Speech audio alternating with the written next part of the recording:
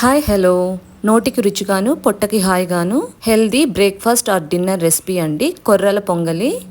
ఒక గ్లాస్ కొర్రల్ని ఖచ్చితంగా రాత్రంతా నానబెట్టుకోవాలి. సేమ్ గ్లాస్ పెసరపప్పుని ఇలా మంచి కలర్ వచ్చే వరకు దగ్గరుండి సిమ్లో వేయించుకొని నీళ్ళతో వాష్ చేసి పక్కన పెట్టుకోవాలి. ఈ రెసిపీ కుక్కర్లో చాలా బాగుంటుందండి. పెసరపప్పుని కొర్రల్ని వేసి ఒక గ్లాస్కి 4 గ్లాసుల వాటర్ వేసి సరిపడా సాల్ట్ వేసుకోవాలి. ఖచ్చితంగా మీడియంలో 3 to 4 విజిల్స్ వచ్చిన తర్వాత ఇలా జారుగా ఉంటుందండి. పోపు పెట్టి సర్వ్ చేసేప్పటికి కాస్త గట్టిపడుతుంది.